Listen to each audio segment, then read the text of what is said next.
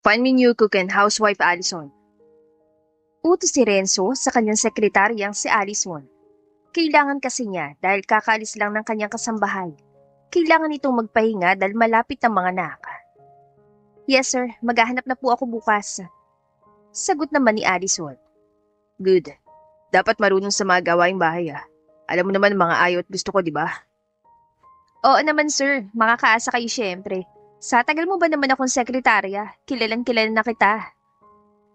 Ilang araw ang lumipas, nakahanap na si Allison ng kasambahay. Kaagad niya yung sinabi kay Renzo. Kailangan niyo ba ang mga details niya? Hindi na. Ako na bahala mag-interview sa kanya. Bago yun. Pwede ba siya magluto para malaman ko swak ba siya bilang cook sa bahay? Alam mo naman, maarte ang tiyan ko. Tumango lamang si Allison at sinabing ipapagawa nito yon sa babae.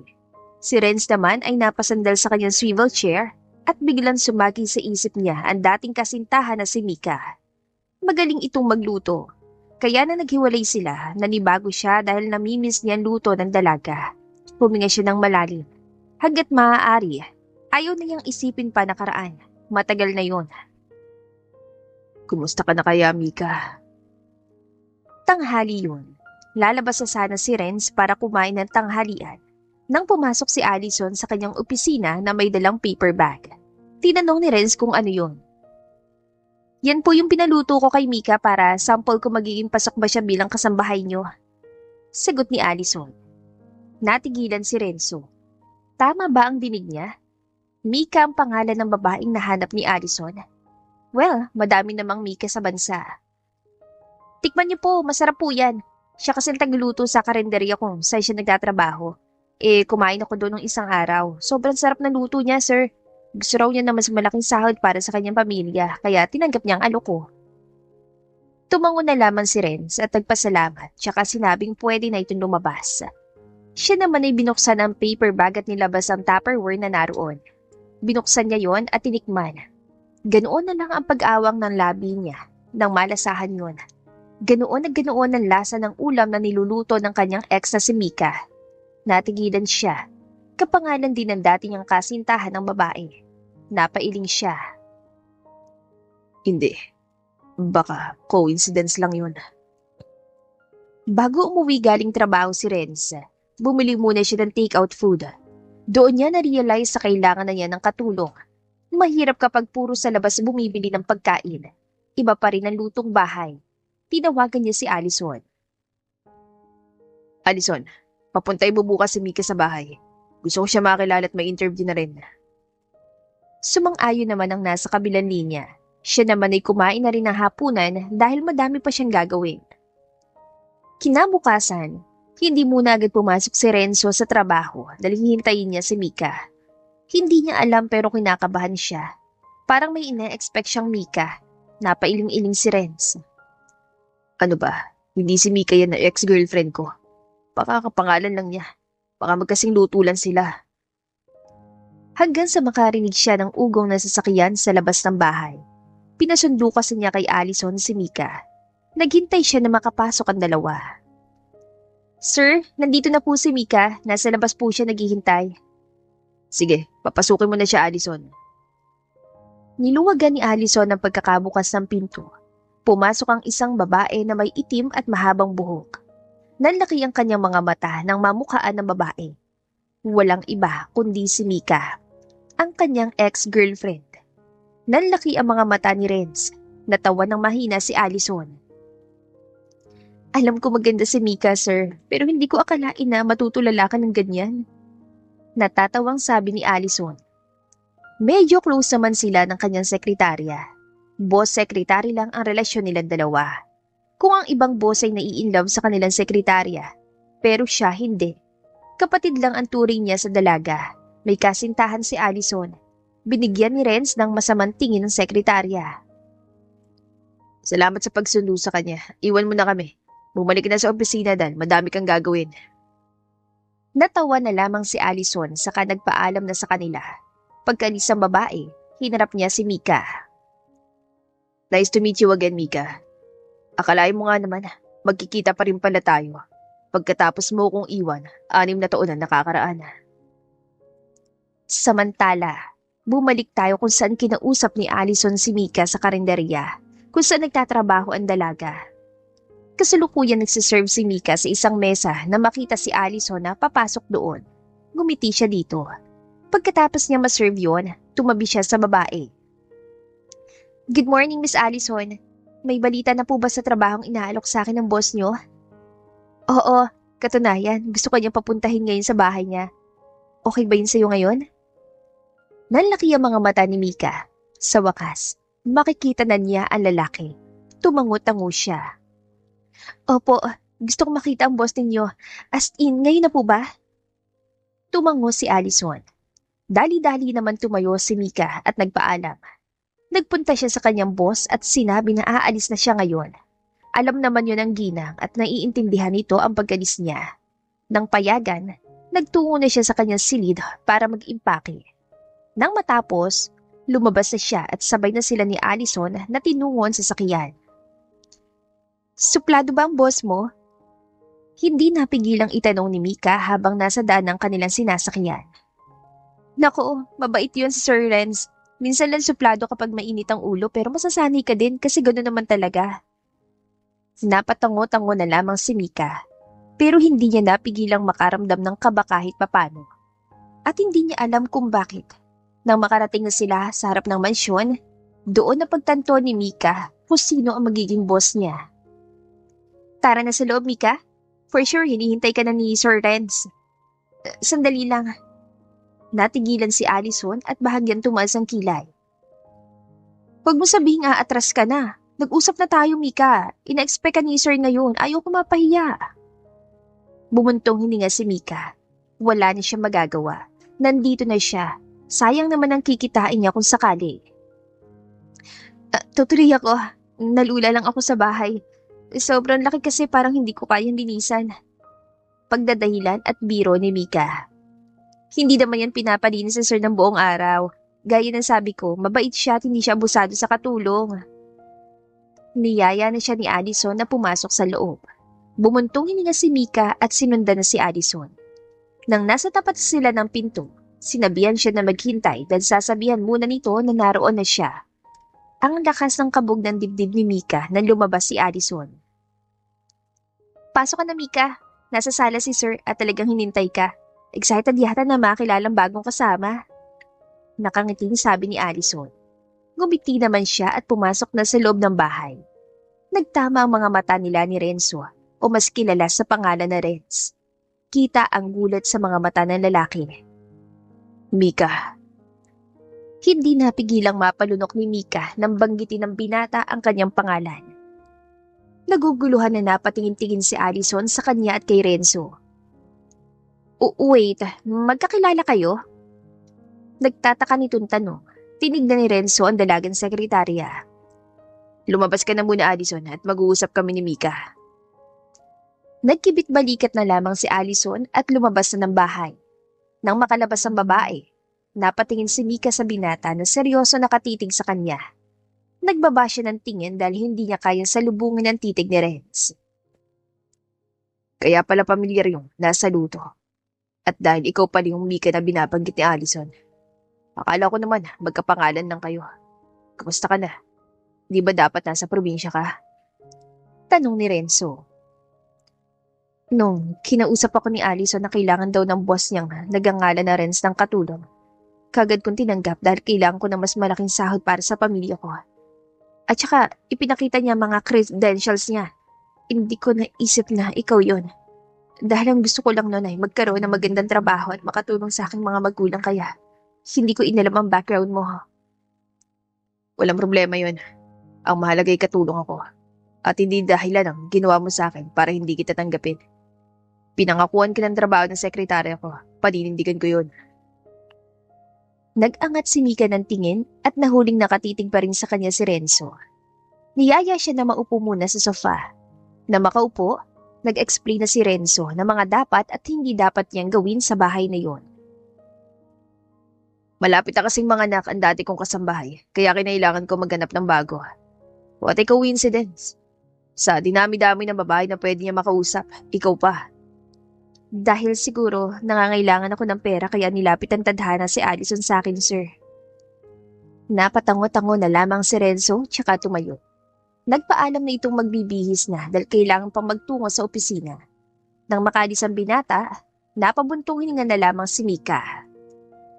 Mukhang mahihirapan yata ako ngayon pero hindi ako susuko para sa pamilya ko. Samantala, hindi makapag-concentrate si Renzo sa trabaho dahil nasa isip niya si Mika.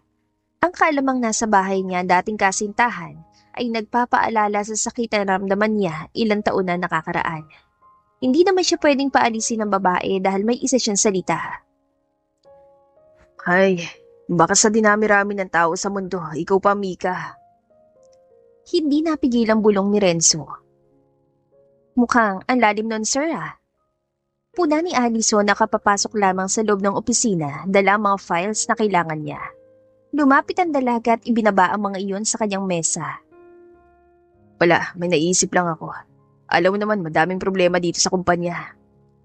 Hay nako sir, huwag ka na maglihim no. Sa tagal ko bilang sekretarya mo, kilala na kita. Alam ko may something sa iyo ni Mika. Ex mo siya no? Pili ang tanong ni Allison. Wala talagang kawala si Renzo kapag si Allison na nagtanong sa kanya. Kilalang kilala talaga siya nito. Nang maghiwalay sila ni Mika, nag-resign ang dating sekretarya niya dahil laging mainit ang ulo niya. Si Allison ang pumalita at ang dalaga lang ang nakatagal sa ugali niya. Brother-sister ang relasyon nila. Oo, she's my ex. Bago ka, naging sekretarya ko. Sabi ko na nga be, kaya pala ibang tinginan yung dalawa. Pero alam nyo, napansin ko na may spark pa rin sa inyo. Binigyan ni Renzo na masamang tingin si Allison na tinawanan lamang nito tsaka nagpaalam na. Pero pagbukas ito ng pinto, pumasok si Cassandra. Napatras ang sekretarya.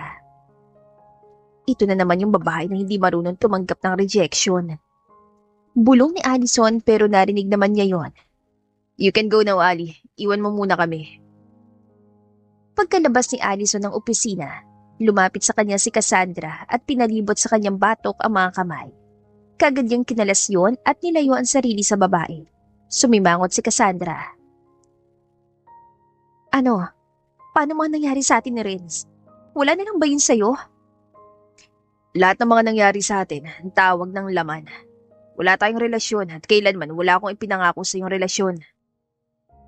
Kita ni Renzo ang sakit na rumihistro sa mukha ng babae. Pero iyon ang totoo. Hindi niya girlfriend si Cassandra. Pumayag lamang siya na may mangyari sa kanila.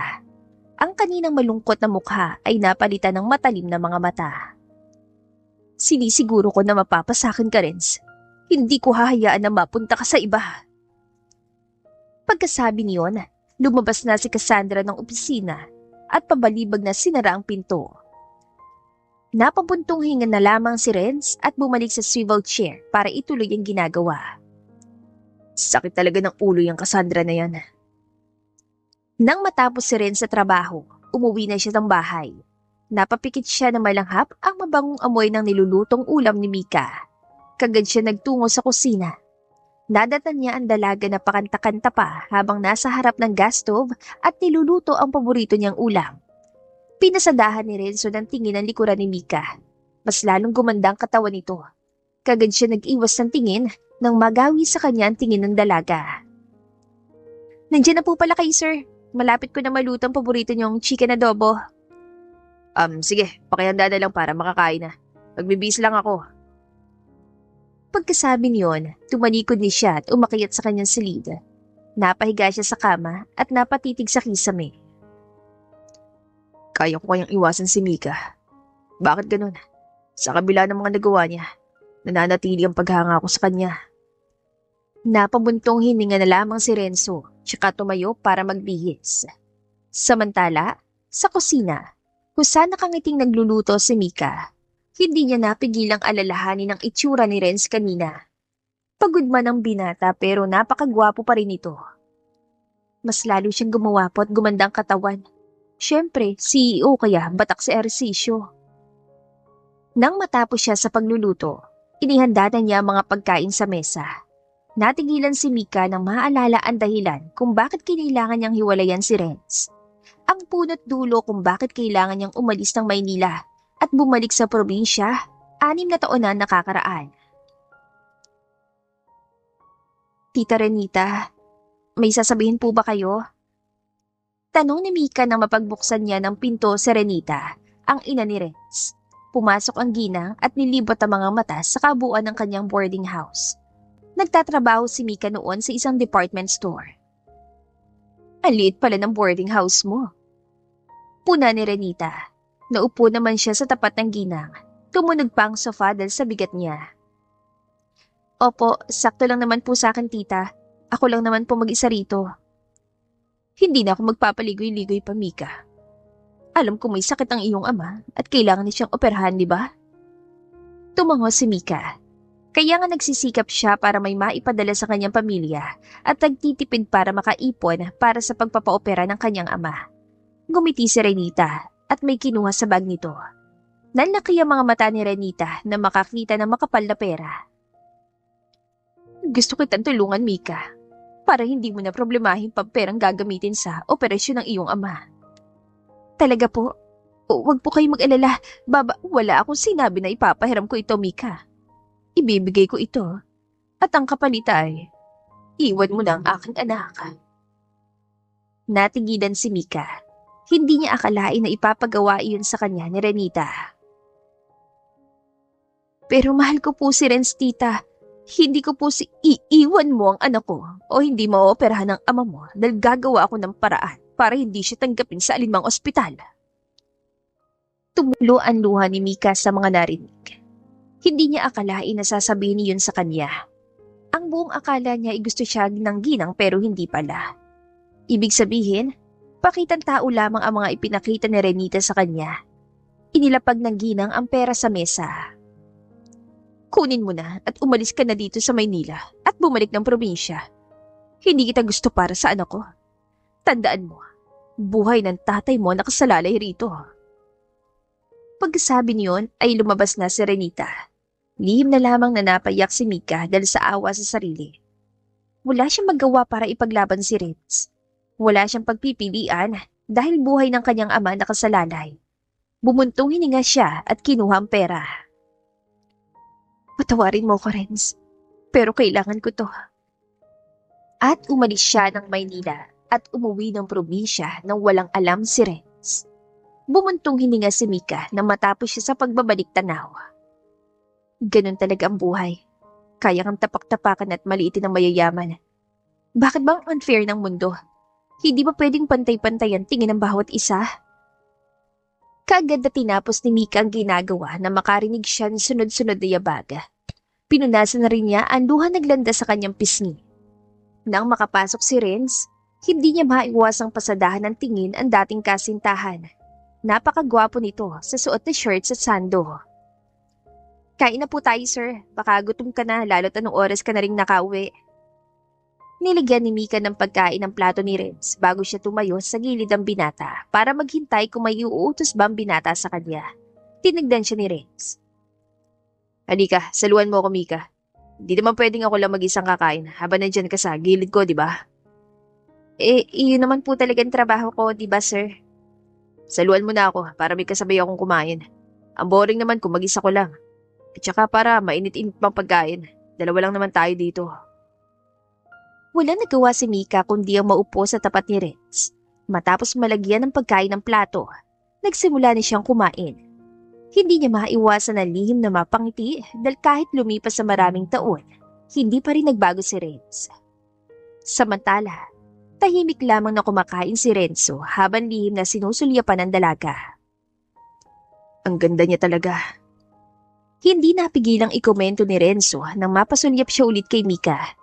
Napatingin siya sa kanyang cellphone nang biglang tumunog yun. Dinampot niya yon at sinagot na makitang ang kanyang inang Serenita ang tumatawag. Ma'am, napatawag kayo. May kailangan kayo? Tanong ni Ren sa ina. Pupunta kami dyan bukas ng gabi. Dyan kami magdi-dinner. Sagot ni Renita sa kabilang linya. Matapos sumang-ayon, pinatay na ni Renz ang tawag at napatingin sa dalaga. Nakatitig lamang si Mika sa pagkain. Pupunta bukas dito si ma'am. For sure, magagalak yun kapag nakita ka. Nalungkot siya nung umalis ka. Ganun ba? Gusto ko rin namang makitang yung ina. Nagyuko na ng ulo si Mika at ipinagpatuloy ang pagkain. Parang may naramdaman siyang mali ng mga sandaling yun. Pakiramdam niya ay parang hindi nagustuhan ni Mika na magkikita ang dalaga at ang kanyang ina. Pero bakit? Ayos naman sila noon. Hanggang sa may maalala siya. Hindi kaya may kinalaman ng kanyang ina kung bakit siya iniwan ni Mika? Pero sana hindi. Oo, kaya bukas, ikaw nang bahalang bumili ng mga ilulutong pagkain. Alam mo naman ang mga paborito ni Mama. Tumangot ngumiti na lamang si Mika. Gabi yun. Nakahiga ng mga sandaling yon si Mika ng mga sandaling yon sa kanyang kama. Iniisip ang muli nilang pagkikita ng ina ni Renz. Napabuga siya ng hangin. Ano kaya magiging reaksyon niya kapag nakita niya ako? Tanong ni Mika sa sarili. Ngunit nangako si Mika sa kanyang sarili na magiging matapang na siya at hindi magpapadala ng pananakot ng ginang. Kailangan niyang trabahong ito para sa kanyang pamilya. Hindi na akong dating Mika na talunan. Hindi na ako papayag na tapak-tapakan ako ng kung sino man. Kinabukasan, maaga nagising si Mika para magtungo sa palengke para bumili ng ilulutong pagkain. Alam naman niya ang paboritong pagkain ng mag-asawa. Nang makabili, bumalik na si Mika ng bahay. Sakto naman ang pababa ng hagdang si Renz. Napalunok siya dahil sa paraan ng pagkakatitig ng binata sa kanya. Nakabili ka na pala ng ulam. Sarapan mo ah. Alam mo naman ang paboritong ulam ni na Mama at Dad. Tsaka gusto nila ang luto mo, kaya walang magiging problema. Tumango na lamang si Mika. Nang nasa tapat na siya ni Renz, natigilan ng dalaga nang punasan nito ang kanyang noo na pawis, lalo't wala pang aircon sa may salas dahil maaga pa. Maganda ka pa rin kahit pinagpapawisan ka.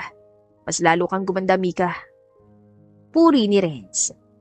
Nag-iwas si Mika ng tingin at ramdam niya ang pamumula ng kanyang pisngi. Matapos magpasalamat, nagtungo na siya sa kusina para ilagay doon ang mga pinamili. At nang makarating, pinakawalan niyang malalim na buntong hininga na kanina pa niyang pinipigilan. Kay bilis din ang tibok ng kanyang puso. Relax ka lang, self, okay? Huwag mong bigyan ng kahulugan ng ginagawa niya. Tapos na kayo at trabahong ipinunta mo rito. Baka concern lang siya sa'yo kaya ganun siya.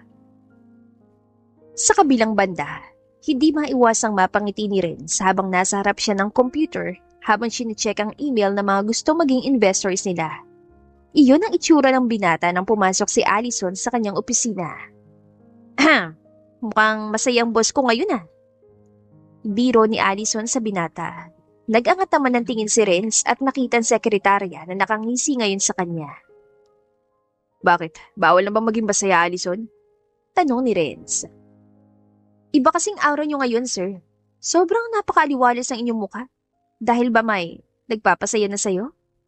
Nakangisi pa rin na tanong ni Allison. Sabihin na lang natin na, unti-unting bumabalik ang nararamdaman ko kay Mika. Napanganga si Allison at napakurap-kurap. Nako, ako na yata ang pinakamasayang sekretarya kung sakali man, sir. At saka ramdam ko na mabait si Mika ha, purong Pilipina. Akmang magsasalita pa sana si Allison nang bumukas ulit ang pinto at pumasok si Cassandra. Bakit ba lagi nalang pumapasok yan dito nang hindi nagpapaalam sa akin? Kabastusan na. Naiinis na bulong ni Allison. Anong ginagawa mo rito, Cassandra? Hindi ka ba pwedeng magsabi o kumatok muna bago ka pumasok? Baka nakakalimutan mo na ako ang CEO dito at pwede kitang ipadampot sa mga gwardya. Kabastusan ang ginagawa mo. Tumawa lamang si Cassandra at tinignan si Allison na makahulugan na para bang sinasabi ng umalis na ito. Hindi ikaw ang boss ko para ikaw sundin ko. Malditang sagot ni Allison. Abat! At masasampalin na sana ni Cassandra si Allison na maging maagap si Renzo. Anong karapatan mo saktan ng sekretaryo ko? Umalis ka na rito, Cassandra. Huwag na huwag ka nang babalik pa. Ngumisi at tumawa na malakas si Cassandra na ningkit ang kanyang mga mata. Sa tingin mo, ito nang huli nating pagkikita. Baka nakakalimutan mo na magkikita tayong mamayang gabi sa bahay mo. Ako ang pakakasalan mo, Renz. Puno ng kumpiyansa na sabi ni Cassandra bago tumalikod at lumabas ang silida. Nahihibang na yatang babaeng yun, sir. Napabuntong hininga na lamang si Renz. Kailanman ay hindi siya sasang-ayon sa gusto ng kanyang mga magulang na ipakasal siya sa babaeng hindi niya mahal. Siya ang mamimili ng babaeng mapapangasawa niya. Hindi ko haya na ipakasal ako sa iba ni Mama. Samantala, sa bahay ni na Renz ay kasalukuyan na naglilinis ng bahay si Mika dahil nga dadating ang ina ni Renz. Naroon yung kaba ng kanyang nararamdaman dahil magkikita na naman ulit sila ng ginang. Hindi niya alam kung paano pakikitunguhan kung sakali si Renita. Bahala na. Basta kapag nilait o inalipusta niya ako, lalaban talaga ako. Hindi ako tatahimik sa isang pwesto lang. Hindi na ako tulad ng dati na nagpapadaig ng takot. Tanghali na nang matapos si Mika sa paglilinis. At nang makaligo at makakain ng tanghalian, inihanda na niya mga gagamitin sa paghahanda ng ulam mamayang gabi. Napatingin siya sa kanyang cellphone nang biglang tumunog yun. Napakunot noon siya nang mabasa na unregistered number yun. Hello? Sino po ito? Tanong ni Mika nang masagot ang tawag. Tumikhima na sa kabilang linya. Bumilis ang tibok ng puso ni Mika nang mapagsino kung sino yon pero hinintay niyang sumagot ang nasa kabilang linya. Si Renz to. Kinuha ko kay Allison ang number mo. Gusto ko lang itanong kung kumusta ka dyan. Kailangan mo ba ng kasama? Papupuntay ko dyan si Allison para mas mabilis ka matapos. Hindi na kailangan, sir. Kaya ko naman po ito na mag-isa. Sumang-ayon naman si Renz sa sinabi niya at pinaalalahanan na huwag siyang masyadong magpagod. Nang matapos ang tawag, hindi napigilan ni Mika na mapaggatlabi dahil ramdam niya ang concern sa kanya ng binata. Naalala tuloy niya nung magkasintahan pa lang sila na ayaw siya nitong napapagod. Ay, sa wakas natapos na rin ako magluto. Hindi napigilan sabihin ni Mika na mga bandang 5:00 ay tapos na niyang lutuin ng 5 putahe at nag-iisang dessert. Naupo muna si Mika para magpahinga. Maya-maya lang ay maghahanda na siya dahil 6:00 ay nandito na ang magulang ni Renz. Sana naman sa lumipas sa 6 na taon ay nagbago ng ina ni Renz. Nakasimangot ang saad ni Mika. Na makapagpahinga, nagtungo na siya sa kanyang silid para maligo at magbihis. Nang matapos, saktong pababa na siya ng hagdan nang pumasok sa loob ng bahay si Renz. Nagkatitigan sila. Mabuti naman at nakauwi na kayo, sir. Katatapos ko lang maligo kaya ihanda ko ng mga pagkain sa mesa. Sige, at sasabihin ko na lang si ma'am na agahan ang pumunta dito.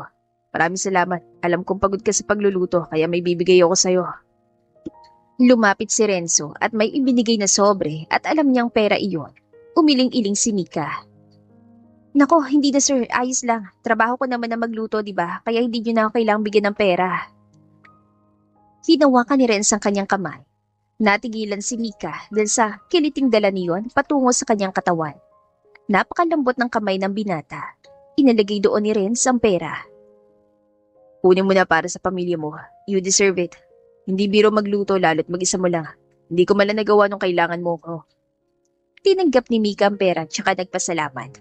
Nagpaalam na babalik na sa itaas para itago yun. Pagdating doon, natigilan siya na maalala ang sinabi ni Renzo na hindi daw nagawa nung kailangan niya ng pera. May alam kaya siya sa nangyari? May alam na kaya siya sa dahilan kung bakit ko siya iniwan? Samantala, nasa silid si Renzo sa mga sandaling yun at nagbibihis ng maalala ang mga nangyari. Kung paano niya nalaman kung bakit kailangan siyang iwan ni Mika. Nasa opisina si Renzo ng mga sandaling yon at iniisip kung bakit ganoon ang naging reaksyon ng dalaga nang banggitin niya ang kanyang ina. Kagad niyang tinawagin ng kaibigan na isang private investigator. Limel, kailangan kong tulong mo. Puntahan mo ako rito sa opisina para may paliwanag ko mga detalye. Pagkatapos ng tawag, napasandal si Renzo sa swivel chair. Ngayon na, unti-unti nang bumabalik ang nararamdaman ko sa Mika. Kailangan ko malaman ang dahilan kung bakit mo ko hiniwalayan. Ilang minuto ang lumipas, dumating na si Limuel. Mabuti na lang at hindi ito busy. Tinanong ng lalaki kung ano ang kailangan niya. Gusto kong malaman lahat-lahat sa background ni Mika Angeles, 6 na taon na nakakaraan. Sa pamilya niya at ibang bagay patungkol sa kanya. Bumalik sa kasalukuyan ng diwa ni Renzo. Ngayon, alam niya na lahat. Wala nang dahilan para magalit siya kay Mika. Dahilan alam niya na kung bakit siya nito iniwan. Nang matapos magbihis si Renzo, tumawag si Renita. Sinagot niya yun. Hello ma'am, anong oras kayo pupunta dito? Tanong ni Renzo. 6:30 p.m. Nandiyan na kami, Renz. Nihanda na ba pagkain? Masarap ba ang luto niyon? Okay ma'am, hihintayin ko kayo. Mag-ingat kayo sa biyahe. Nang matapos ang tawag, Patapon na inihagis ni Renz ang cellphone sa kama. Gustong-gusto na niyang kumprontahin ang ina pero pinigilan niya ang sarili dahil ayaw niya maging bastos at baka may masabi pa siyang hindi maganda. Ang sakit isipin na ginawa yun ni Mama dahil sa mahirap si Mika. Pera na palampasin sa pagmamahal. Lumabas na ng silid si Renz at nagtungo sa kusina kung saan nadatnan niya si Mika na naghahanda na sa mesa.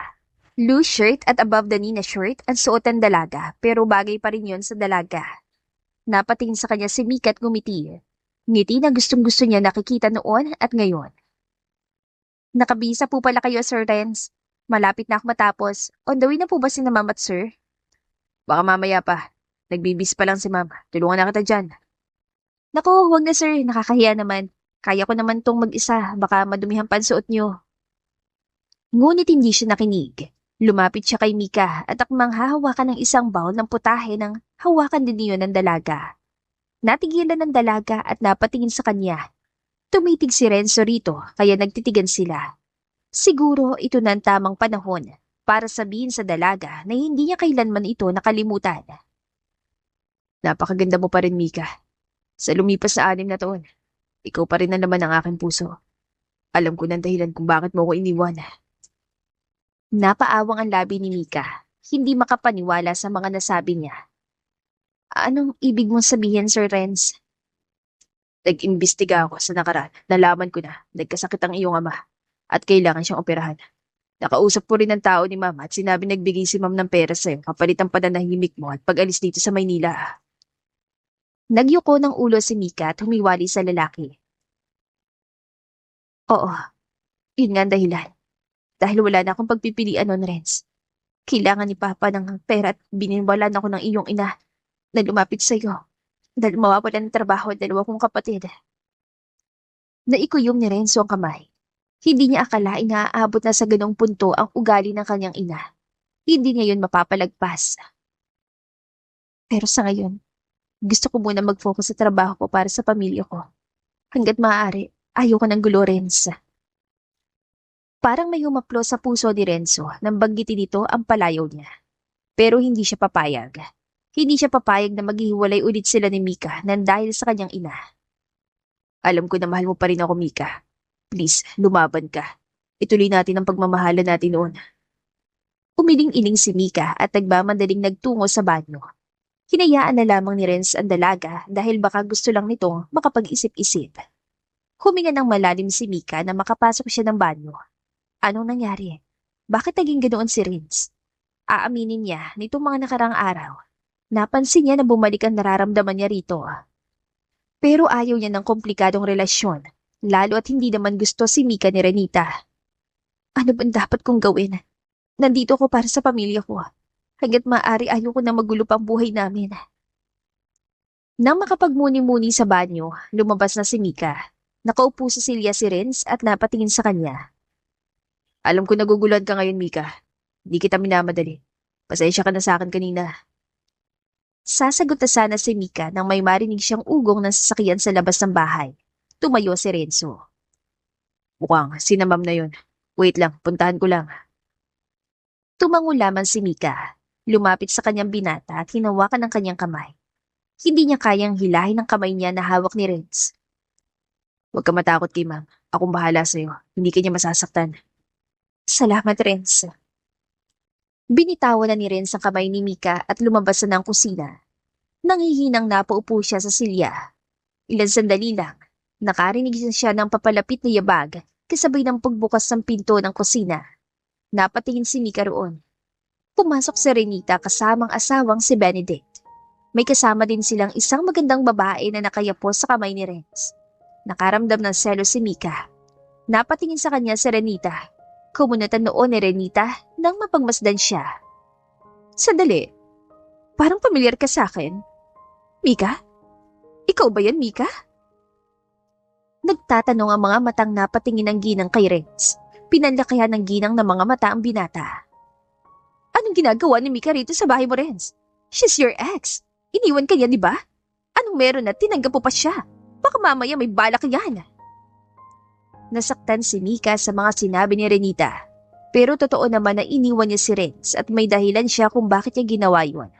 at ang dahilan ay nasa harapan niya. Tumingin sa kanya si Renz at binalik ulit sa ina. Ano naman ngayon kung nandito siya, ma'am? Wala naman siguro masama kung maging kasambahay ko siya. Tumalim ang mga mata ni Renita. Hinawakan ni Benedict ang kamay ng asawa. Tumigil na kayo. Nasarap tayo ng hapagkainan at kabastusan kung mag-aaway kayo. Mas mabuting kumain na lang muna tayo. At saka tama nga naman si Renz. Walang masama kung maging kasambahay niya si Mika.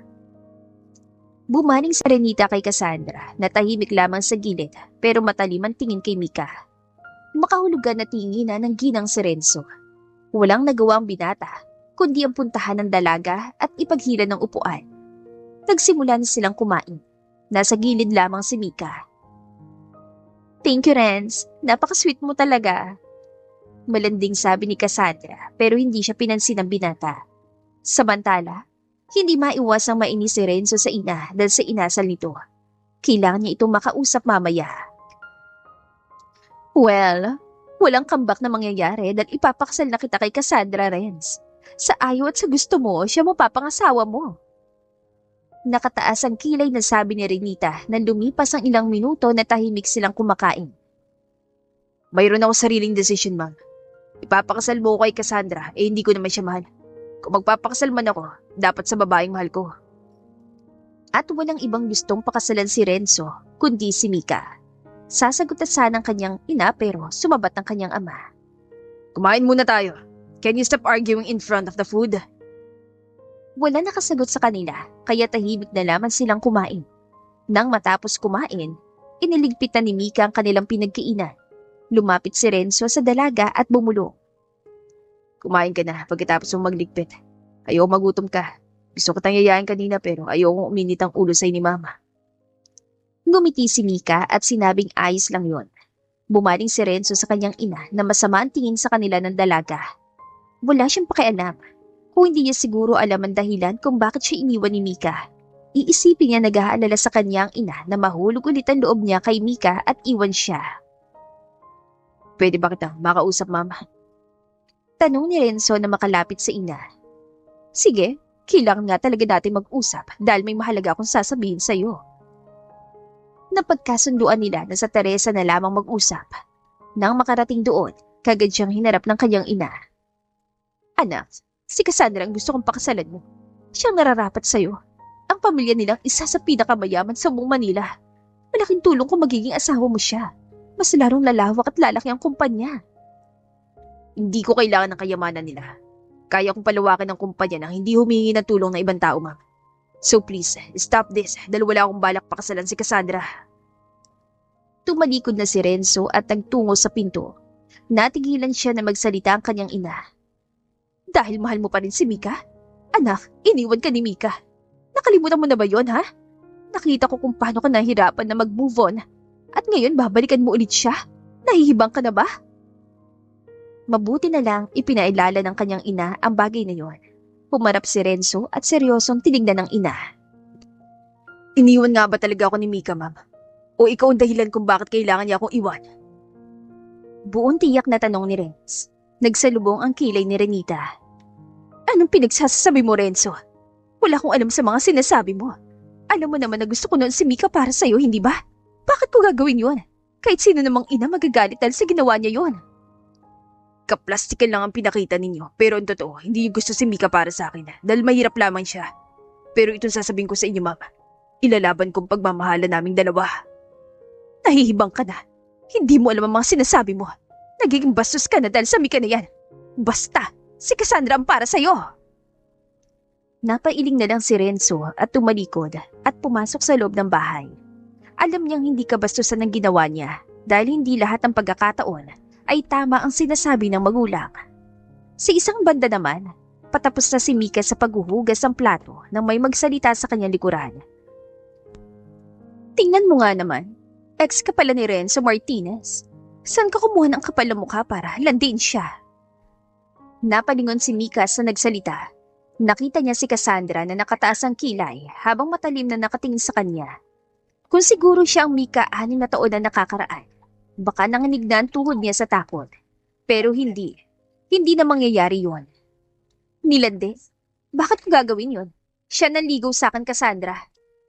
Bakit ka naman niligawan ni Renzo? Mahirap ka lang. Baka nga kapalit ang katawan mo kaya naging kayo. Natawa si Mika. Nagsalubong ang kilay ni Cassandra. Iniinsulto mo ba ako? Bakit? Naiinsulto ka ba? Tandaan mo, mahirap ka lang kayang-kaya kitang iligpit. Hindi ako natatakot sa'yo dahil wala akong ginagawang masama sa'yo. Alam mo ba na nagre-reflect sa isang taong sinasabi niya? Baka ikaw ang naibigay ang sarili kay Renzo at hahabol-habol ka. Pero hindi ka naman niya mahal. Ano sabi mo? Akmang sasampali na si Mika ni Cassandra pero kamay na humawak sa kamay nito. Kamay ni Renzo. Ibinabayo ng binata. Nagdulot iyon ng pasa sa braso ni Cassandra. Anong karapatan mo saktan si Mika sa pamamahay ko, Cassandra? Hindi pa ba sapat na pumayag akong pumunta ka rito kasama ang magulang ko? Get out eh! Nanginig ang labi ni Cassandra at tumulo ang luha sa mga mata ni Cassandra. Napairap si Mika. Best actress. Tinuro siya ng babae. Siya nang away sa akin, Renzo. Kung ano-ano ang mga... At magsisinungaling ka pa, dinig ko lahat ng mga sinabi mo. Umalis ka na, Cassandra. Naiiyak na nagtungo sa pinto si Cassandra at sakto ang pagpasok na Renita. Ano nangyayari dito? At bakit umiyak ka, Cassandra? Sino nagpaiyak sa'yo? Mabilis na yumakap si Cassandra sa ginang at umiyak sa balikat nito. Tsaka nagsumbong na inaapi daw siya. Tumingin si Renita kay Mika. Anong ginawa mo sa kanya, Mika? Walang ginawang masama si Mika kay Cassandra. Si Cassandra nangaway kay Mika. Nakita ko mismo. At paniniwalaan yung babae na yan? Pagtatanggol ni Renzo sa kanya. Umirap ang ginang kay Renzo at sinabi na hindi pa raw sila tapos bago iginiya palabas ang babae. Wala na kasi doon ang kanyang ama. Nauna nang umalis. May sariling sasakyan naman si Cassandra. Hinarap siya ni Renzo. Ayos ka lang. Makakatikim talaga sa kanyang Cassandra na yan. Ayos lang ako, Renz. Maraming salamat dahil ipinagtanggol mo ko. Hindi ko hayaan na apihin ka nila, Mika. Nagkatitigan sila ng dalawa hanggang sa unti-unting inilapit ni Renzo ang mukha sa kanyang mukha. Napalunok siya dahil sa intensidad ng titig ng binata. Salamat, Renz. Hindi ka pa rin nagbago. Kung ano ka noon, ganun ka pa rin hanggang ngayon. Walang dahilan para magbago ako. Oo, nasaktan ako sa ginawa mong pag-iwan sa akin. Pero inisip ko na baka may dahilan ka kung bakit mo yun nagawa. At ngayon alam ko ng dahilan. Hindi na ako papayag na magkalayo pa tayo. Hindi kaya tayo pinagtagpo ulit para ituloy ang naudlot natin na pag-iibigan. Napalunok si Mika. Malakas din ang tibok ng kanyang puso dahil kahibla na lang ang layo ng mukha nila sa isa't isa. Nagbaba siya ng tingin. Gustuhin man niyang ituloy pero may madadamay. Ang kanyang pamilya. Baka kung anong gawin ni Renita sa kanyang pamilya. Kung nakaya ng ginang noon, makakaya rin ito ngayon. Mahal din kita, Renz. Pero hindi natin pwedeng ituloy ang pagmamahalan natin. Bakit? Dahil baka anong gawin ng iyong ina sa pamilya ko. Biglang sumeryoso ang mukha ni Renz. Kakausapin ko si Ma'am tungkol dyan. At kapag ginawa niya yan, kalimutan na niya may anak siya. Ayoko nang dahil sa akin ay magkaroon kayo ng hindi pagkakaintindihan ng iyong ina. Ina mo pa rin siya, Renz. Oo, ina ko siya. Pero kinokontrol niya ang buhay ko, Mika. At ipapakasal ako kay Cassandra. Hindi. Please, Mika, lumaban ka. Lumaban ka naman para sa ating dalawa. Kahit ngayon lang. Nandito ako, hindi kita iiwan. Nagkatitigan silang dalawa. Makikita sa mukha ni Renz ang determinasyon. Nang mga sandaling yon, naging panatag ang puso niya. Tumango si Mika. Wala sigurong dahilan para mag-alinlangan ako. Nandyan ka at alam ko na hindi mo ko iiwan, Renz. Oo, lalaban ako at hindi kita bibitawan. Ngumiti si Renz at dahan-dahan na inilapit ang mukha sa kanyang labi. Napapikit na lamang si Mika. Nang lumapat ang labi ng binata sa kanyang labi, doon niya napagtanto na hindi na niya kayang mawala pa si Renz sa buhay niya. Kung lalaban ito para sa kanya, lalaban din siya. Payag ka bang may mangyari sa atin, Mika? Puno ng pagnanasa ang mukha ni Renzo. Natutuwa si Mika dahil kahit ganoon ang nararamdaman ng binata, ay tinanong pa rin siya para hingin ang pagpayag niya. Tumango siya. Oo, pahig ako, Renz. Walang ibang lalaking dumating sa buhay ko maliban sa'yo. Sa'yo ko lang gusto ibigay ang sarili ko. Ngumiti si Renz at sinilis siya ng mapusok na halik sa labi habang ang mga kamay ay naglalanda sa kanyang katawan. Nang mga sandaling yon, ay nakaramdam siya ng kasiyahan dahil ibinigay niya ang sarili ng buong buo sa lalaking minamahal. Mahal na mahal kita, Mika. Maraming salamat dahil ipinagalog mo sarili mo sa akin. Iyon ang huling narinig ni Mika na matapos ang kanilang pag-iisa. Nakangiting ipinikit niya ang mga mata para matulog, dala ng labis sa antok at pagod. Maagang nagising si Renz ng umagang yun. Napatingin siya sa kanyang tabi. Naroon si Mika na mahimbing nang natutulog. Hinalikan niya ang noon ng kasintahan. Mahal na mahal kita, Mika. Hanggang sa maaalala ni Renzo ang pamilya ni Mika. Bumangon siya at kinuha ang cellphone sa bedside table, tsaka tinawagan ng isa sa pinakamagaling niyang tauhan. Richard, kilala mo naman ang pamilya ni Mika, di ba?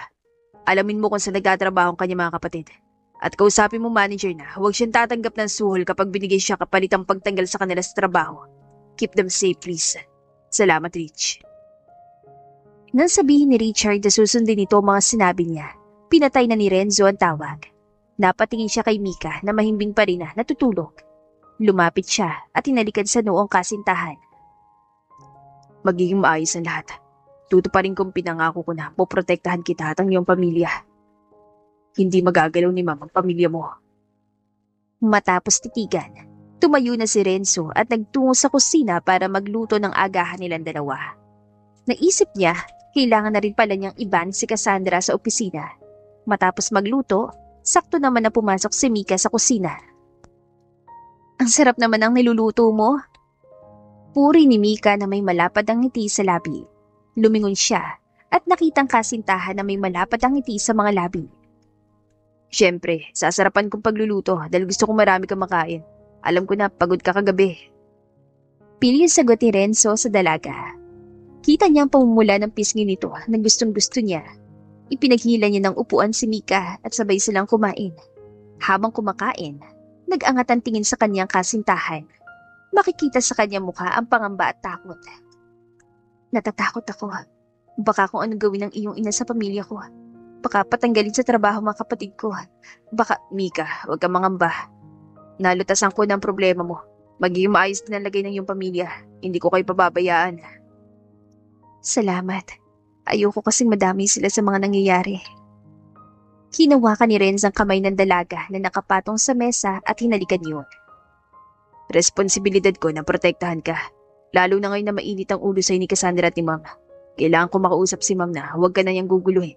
Kundi wala na silang kikilalanin na anak ka. Hindi mo kailangan gawin yun, Renz.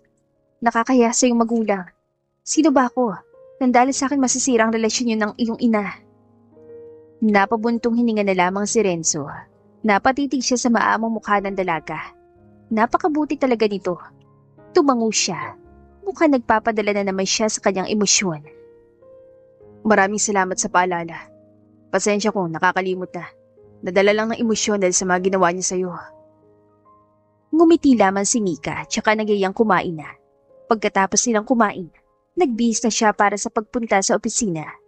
Iyon ang kauna-unahang pagpasok niya na ganado siya magtrabaho. Pakiban si Cassandra dito sa kumpanya Allison. Utos si Renz na makapasok siya sa kanyang opisina at nadatnan ang sekretarya na naglilinis ng kanyang silid. Si Allison lang ang pinagkakatiwalaan niya na maglinis sa kanyang opisina. Mabuti naman po't ang isip niyo yan, sir. Nagrereklamo na nga si Olivia dahil kung umasa si Cassandra parang siya may-ari ng kumpanya. Piko na ako sa kanya, sir, ha? Naiinis si tugon ni Allison. Si Olivia ay ang receptionist sa lobby. Mas mabuti na hindi kami magkita dahil baka kung ano pa masabi ko sa kanya. Muntik na niya masaktan si Mika. Grabe talagang pagiging maldita niya. Paano niya nasaktan si Mika kung nasa loob ng bahay niya si Mika? Sinugod niya sa bahay niyo? Napabuntong hininga si Renz. Naupo siya sa kanyang mesa at inoon ang computer. Kasama ni na Mama at Dad si Cassandra na magtungo sila sa bahay para mag-dinner doon. Nalaman din ni Cassandra na ex ko si Mika. Gusto rin ako ipakasal ni Ma'am sa babaeng yun. What? Payag ba kayo, sir? Siyempre hindi. Hindi ko hayaan diktahan ako ni Ma'am ukol sa pag-aasawa. At saka mahal ko si Mika at mahal din niya ako. Ilalaban kong pagmamahala namin. Wow, may comeback, sir, ha? Masaya ako na nagkaisa kayo ni Ma'am Mika. Ipaglaban yung pagmamahalan niyo, sir. Dahil ang pag-aasawa hindi biro. Sagrado yan. Dapat mahal mo mapapangasawa mo. Ngumiti lamang si Renz at nagpasalamat sa dalaga. Nang matapos maglinis si Allison, nagpaalam na ito para bumalik sa trabaho. Nasa kalagitnaan ng trabaho si Renz nang biglang bumukas ang pinto. "Sir, nasa labas si Cassandra. Nagwawala dahil hindi siya pinapapasok ng guard." Nagsalubong ang kilay ni Renz na nalaman. Anong kailangan nito at pupuntahan pa siya doon? Ano daw ang kailangan niya? Gusto ko raw niya makausap, sir. Hindi namin alam kung ano yun. Napatango-tango si Renz saka lumabas ng kanyang office table. Kailangan na namin mag-usap. Mukhang gusto pa niya mapahiya sa harap ng maraming tao. Natawa na lamang si Allison at sumang-ayon sa kanyang sinabi. Lumabas na si Renzo na silid at ginamit ang elevator para makababa ng lobby. Nang makarating doon, nakita niya si Cassandra na nasa labas, naka-cross arms at nakabusangot. Ngunit umaliwalas ang kanyang mukha na makita siya. Sinanyasan ni Renzo ang guard na papasukin si Cassandra. "Renz, bakit ayaw kong papasukin? Ban mo na ako dito sa kumpanya mo?" Paano hindi kita ibaband? Ginugulo mo ko. Hindi mo ba naalala mga ginawa mo kay Mika? Hindi mo ba ako mapapatawad, Renz? Sorry kung inaway ko siya. Nadala lang ako ng emosyon ko. Nagselos ako. Alam mo naman kung gaano kita kagusto, di ba? Tigilan mo na ako, Cassandra. Tapos na tayo't kailanman walang tayo kaya wala kang karapatan na magselos. At huwag mo susubukan na sugurin si Mika dahil ako makakalaban mo. Tumulo ang luha sa mga mata ni Cassandra pero agad niya ding pinunasan yon. Ako ang gusto ng mamo para sa'yo, Renz. Kaya sa ayaw at sa gusto mo, akong pakakasalan mo. Walang magagawa si ma'am kung ayaw kitang pakasalan. Get out of here. Huwag ka nang babalik dito. Itinuro ni Renz ang glass door. Napatingin-tingin naman si Cassandra sa mga naroon dahil pinagtitinginan na ito. Nagmamadaling lumabas ang babae. Nakahinga naman ang maluwag si Renz. Nang tignan niya mga naroon, agad na naging abala na sa kanilang ginagawa. Siya naman ay bumalik na sa kanyang opisina. Kapag talaga ginalaw ni Cassandra si Mika, pasensyahan na lang. Seryosong sabi ni Renz na makaupo na siya sa kanyang mesa. Samantala, sa bahay ni Renz, kasalukuyan na naglalabas si Mika ng damit nila ni Renz. Gusto nga sana nito na mag-hire ng bagong katulong pero tumanggi siya. Hindi naman pwede na magbuhay prinsesya doon, kaya walang nagawa si Renz kundi ang pumayag. Hanggang sa may narinig siyang sumisigaw sa labas ng bahay. Nagtungo si Mika sa CCTV at nakita si Cassandra na kinakausap ang guard marahil ay para papasukin ito. Tumunog ang telepono na nasa tabi. Tinatanong ng guard kung papapasukin ba niya ang babae. Ano naman kayang kailangan ng babaeng to? Nakakunot ang noo na bulong ni Mika sa sarili at inilayo ang telepono. Ano naman kayang kailangan ni Cassandra? Binigyan na kasi siya ng rights ni Renz kahit na si Renita ang pumunta doon. Desisyon pa rin niya kung papapasukin niya ang ginang o hindi. Pupunta ako dyan. Huwag mo munang bubuksan ng gate. Lumabas na si Mika ng CCTV room at lumabas ng bahay. Binuksan niya ang gate. Napatingin si Cassandra sa kanya. Tumayo ang babae. Anong kailangan mo sa akin, Cassandra? Bakit ka nandito?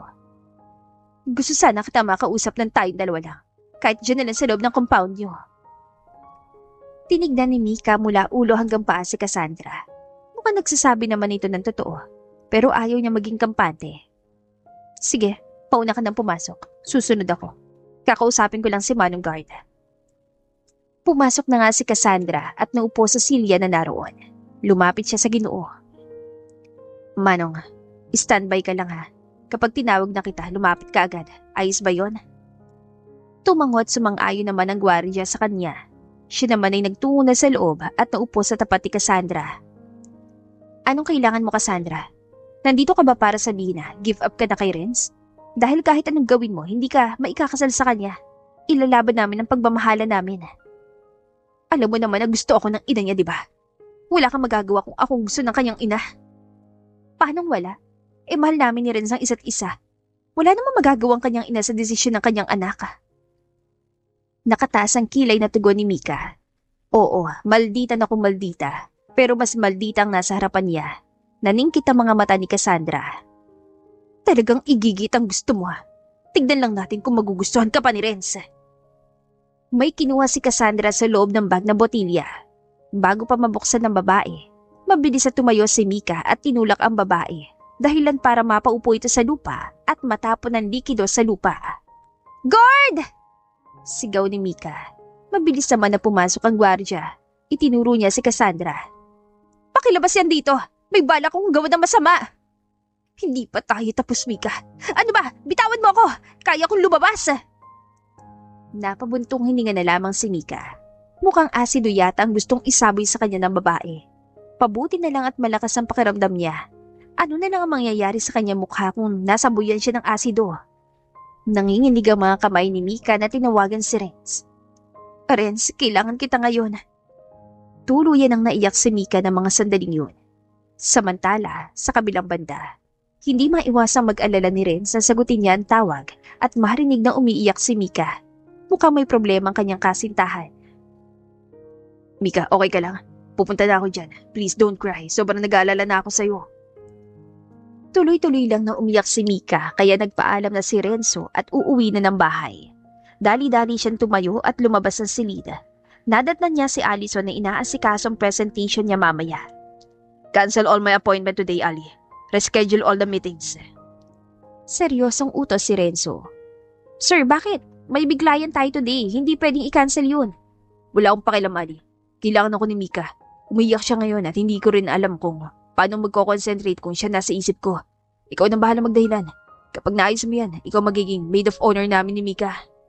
Sige sir. Gagawin ko na po. Gusto ko yan. Nagmamadaling lumabas ng opisina si Renz at tinungo ang basement. Pinasibad niya yun pauwi ng bahay. Nang makapasok, nadatnan niya si Mika nakahiga at natutulog sa sofa bed. Umupo siya at tinaplos ang pisngi ng kasintahan. Saktong nagising naman si Mika, bumangon ng babae. Renz, nakatulog ako. Bakit ka pa umuwi? Di ba may mga client ka ngayong hapon? Wala akong pakialam sa mga client dahil mas importante ka sa kanila. Bahala na si Ali doon. Ano ba nangyari? Please tell me. Sobra ako nag-alala nang makita kitang umiiyak ka. Bumuntong hininga si Mika at nagsimulang magkwento. Habang nakikinig, hindi niya maiwasang bumugad ng hangin dahil sa ginawang iyon ni Cassandra. Kakausapin ko si ma'am tungkol dito.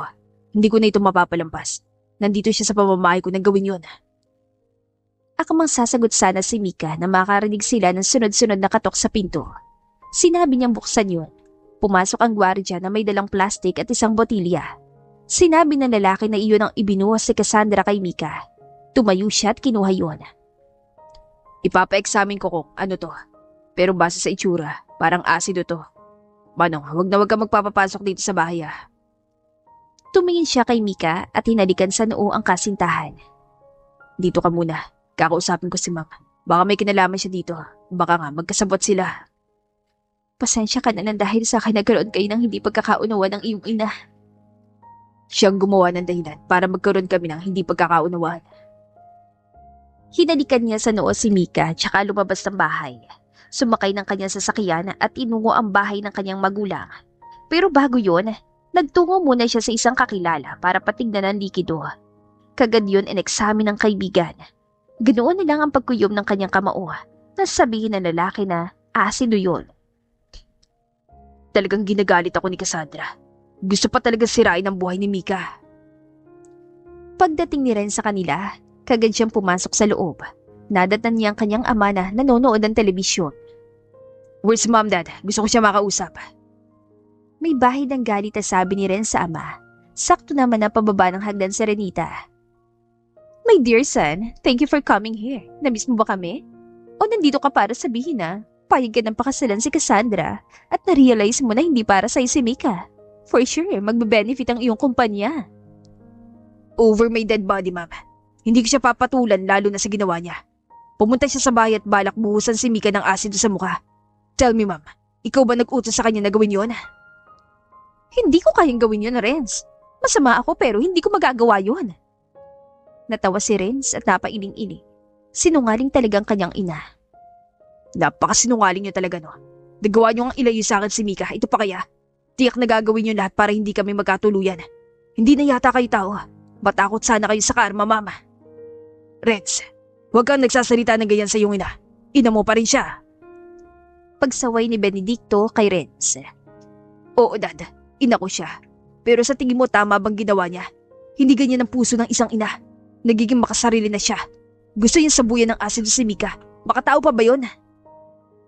Sabihin na lang natin na ayaw ng iyong ina kay Mika. Pero huwag kang magbintang kung wala kang sapat na pruweba. Kapag may pruweba ka, papaniwalaan kita. Kaya hindi na itatamang baluktot ang ginagawa ni ma'am kasi kinukonsinti niyo siya. Hindi na yung pagmamahal, Dad.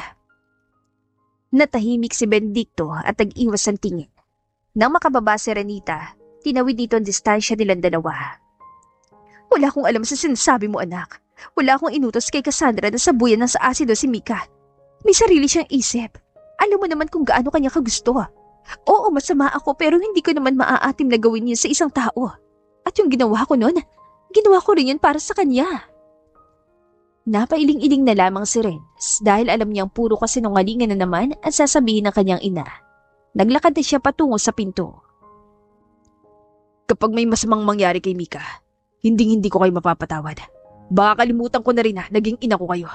At walang kasal na magaganap sa amin ni Cassandra. Itaga niyo yan sa bato. May diin na sabi ni Renzo sa katuluyan lumabas ng bahay. Narinig pa niya ang pag-iyak ng ina pero hindi niya yun pinansin. Dire-diretso siyang umalis doon at umuwi ng bahay.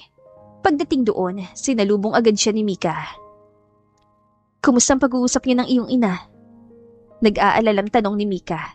Napabuntong hininga si Renz, tsaka dahan-dahan na hinawakan ang mukha ng kasintahan. Doon niya napagtanto na gagawin niya ang lahat para sa dalaga. Itinanggi niya na wala siyang kinalaman sa gustong gawin sa'yo ni Cassandra, pero hindi ako naniniwala. Alam mo naman si ma'am, sinungaling siya. Kung yung ginawa nga sa'yo, itinago niya sa mahabang taon, yung pa kaya? Alam naman natin na ayaw niya sa relasyon natin. Pero malay mo naman nagsasabi siya ng totoo. Hindi ko alam. Mahirap paniwala sa taong sinungaling. Kailan kaya ako matatanggap ng mama mo? Parang imposible, no? Hinaplos ni Renzo ang pisngin ni Mika at pinakatitigan ng buong pagsuyo ang pagmamahal. Hindi nating intindihin yun. Ang mahalaga, tayong dalawa. Ang mahalaga, nananatili tayong matatag sa mga pagsubok sa mga relasyon natin. Binigyan ni Renzo ng mapagmahal na halik si Mika. Binuhat niya ang dalaga at nagtungo sila sa kanyang silid at doon niya ibinaba ang kasintahan. Nang gabing yun, muling ipinadama nila ang pagmamahal nila sa isa't isa. Napakaganda mo talaga, mahal ko. Puno ng paghanga na sabi ni Renz habang pinagmamasdan ang mukha ng natutulog na kasintahan. Napatingin siya sa bedside table na mag-ring ang cellphone niya. Kinuha niya yon at nakita ngang ama niya ang tumatawag. Sinagot niya yon at nagtungo sa veranda para hindi makagawa ng ingay. Dad, napatawag kayo. May sasabihin ba kayo? Nandito kami sa ospital ngayon, anak. Sinugod ang iyong ina dahil umataking high blood niya. Nanginig ang laman ni Renz. Nagpaalam na siya sa kanyang ama at sinabing pupunta na siya sa ospital. Nagmamadaling nagbihis siya. Sakto naman na nagising si Mika. Bakit nagmamadali ka? May pupuntahan ka? Nag-aalalang tanong ng dalaga. Nasa ospital si mama. Inatake siya ng alta presyon. Kailangan kong puntahan siya. Sasama ako, Renz. Gusto kong puntahan si tita. Naupo sa gilid ng kama si Renz at hinaplos ang pisngi ni Mika. Magpahinga ka na lang dito, Mika. Ako nang bahala doon. Pwede kang bubisita bukas. Tumango lamang si Mika. Siya naman ay umalis ng kwarto at sumakay sa kanyang sasakyan. Tsaka pinasibad yun patungo sa ospital. Pagdating doon, nakita niya agad ang kanyang ama sa harap ng ER. Nakayuko ang ulo ng Ginoo. Tumabi si Renz kay Benedict. Napatingin ito sa kanya. Hindi napansin ang pagdating niya dahil sa dami ng iniisip. Mukhang ako yata ang dahilan kung bakit inatake ng high blood si mama. Patawarin niyo ako, Dad. Baka dinibdib ng mama mga sinabi mo sa kanya. Masakit yun sa kanya na pagbintangan mo siya. Pero hindi naman kita masisisi. Huwag mo nang isipin yun. Magiging maayos din ang lahat. Napapikit si Renz at napabuntong hininga. Nag-guilty tuloy siya. Ilan sandali lang, lumabas na ang doktora. Kagad silang tumayong mag-ama at lumapit sa babae. Kumusta ang lagay ng asawa ko, doktora? Nag-aalalang tanong ni Benedict. Pilit nang ngumiti ang babae. Sinabi na okay na pero nahihirapang magsalita si Renita at hindi maigalaw ang ibang parte ng katawan. Nagkatinginan silang mag-ama. Ililipat daw mamaya sa isang pribadong silid ang ginang. Magiging okay din ang lahat, Dad. Gagaling din si Mama. Samantala, tinik na ng araw ng magising si Mika. Bumangon siya at kinuha ang cellphone sa drawer. May text sa kanya si Renz kung saan naroroon ang kasintahan. Nagtungo siya sa kusina at nagluto. Magdadala siya ng pagkain sa ospital. Oo, hindi naging mabuti si Tita Renita sa akin. Pero walang dahilan para magtanim ako ng sama ng loob, lalo na sa ina ni Renz. Lahat naman nagkakamali. Matapos magluto at mailagay ang pagkain sa baunan, nagtungo na si Mika sa banyo para maligo. Nang matapos, lumabas na siya ng bahay para pumara ng taxi papunta sa ospital. Nang makarating, kagad siya nagtungo sa private room ni Renita. Nadatngan niya doon si Benedict at Renz. Sinalubong si Mika ng kasintahan ng isang halik sa pisngi. Sir, nagluto ako ng pagkain natin para hindi na kayo lumabas. Kumusta na si tita? Ayos naman na siya. Nahirapan siya magsalita at kumilos. Pinatulog na naman kasi kailangan niya ng pahinga. Napatango-tango si Mika. Ipinatong niya sa table na naroon ang kanyang dala. Lumapit siya kay Benedict at nagmano. Naupo siya sa tabi ni Renz habang pinagmamasdan si Renita.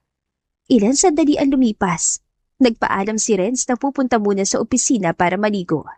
Maging si Benedict ay nagpaalam rin na maliligo at kukuha ng kailangan nila doon. Ikaw muna bahala dito, Mika. Pupunta lang ako sa opisina para doon maligo. Sabihan mo kami kapag nagising na si Mama. Tumango si Mika.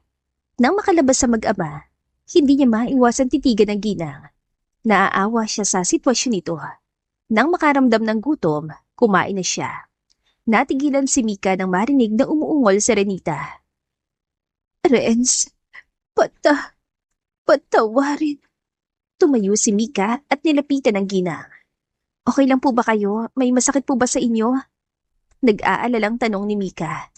Nagmulat ang mga mata sa Renita at tinitigan siya. Malamlam ang mga mata ng ginang. Ibang-iba sa kung paano siya nito tignan noon. Mika. Opo, sandali tatawag po ako ng nurse para malaman nila na okay na po kayo. Dali-daling lumabas si Mika ng silid at nagtungo sa nurse station para sabihin na gising na si Renita. Nagtungo ang dalawang nurse sa silid at chinek ang kalagayan ng ginang. Maging ang heartbeat nito. Nang matapos, umalis na rin ang dalawa. Mika, san Renz? Nabubulol na tanong ni Renita. Nagpaalam po si Renz na maliligo lang sa opisina. Malapit lang kasi ditong gusali at si Tito Benedict po, umuwi din muna para makapagpalit. Kaya ako naiwan na magbabantay sa inyo. Nagpaalam si Mika na tatawagan si Renzo. Nakausap niya ang kasintahan at sinabing papunta na ito doon. May ginawa lang saglit sa opisina. Lumingon si Mika kay Renita. Papunta na po sila dito. Hintayin na lang po natin. Mabuti naman po't gising na kayo. Salamat sa Diyos at okay po kayo at wala nangyaring hindi maganda. Natigilan si Mika nang hawakan ng ginang ang kanyang kamay at bahagya yung pisilin. Bait mo, Mika. Tita, wag na muna kayo magsalita. Nahihirapan pa kayo, oh. Magpahinga muna kayo para mabawi ninyo yung lakas ninyo. Pag-uusapan po natin yan kapag ayos na kayo. Ilan sandali ang lumipas. Dumating na si Renz at ang kanyang ama. Nilapitan ng binatang ina at tinanong kung kumusta na ang ginang. Naluha si Renita. Renz, Mika, patawad. Puno ng pagsisisi na sabi ni Renita sa kanila. Lumapit si Mika rito at hinawakan ng kamay ng ginang. Kalimutan na po natin yon, tita. Ang mahalaga yung ngayon. Ang mahalaga'y okay kayo. Magpagaling kayo, yung pong importante ngayon. Kayo pa rin ang ina ni Renz at lahat ng tao ay may karapatang magsisi at magbago. At hindi ko yun ipagkakait sa inyo. Magalang na sabi ni Mika. Napatingin si Mika kay Renz na ngayon ay malamlam ang mga matang nakatingin sa kanya. Hinawakan ng kanyang kamay at pinisilyon. Maraming salamat, mahal. Mabuti na lang at ako naging kasintahan mo. Ngumiti na lamang siya at sinabing maswerte din siya dahil nakilala niya ang binata. Tumingin naman si Renzo sa kanyang ina. Patawarin niyo rin ako, Mama, sa mga nasabi ko. Kung hindi ko yung sinabi sa inyo, sana ayos na kayo ngayon. Puno ng pagsisisi na sabi ni Renzo. Hinawakan ni Renita ang kamay ng anak at pilit nagsalita na kasalanan nito ang lahat. Lumipas sa mga araw at nailabas na ng ospital si Renita. Nagsampa na rin ang kaso sina Renzo at Mika kay Cassandra dahil sa ginawa. Nakulong ang babae at halos magmakaawa na iatras ang kaso. Ngunit naging matigas si Renzo. Ngayon, wala nang hadlang sa pagmamahala natin, Mika. Mahal na mahal kita. Puno ng senseridad sabi ni Renz habang nasa veranda sila ng bahay nito. Humarap siya dito. Kita sa mukha ng kasintahan ng saya. Maraming salamat dahil nilaban mong pagmamahalan nating dalawa, Renz. Hindi naman lalakas ang loob ko kung hindi dahil sa'yo.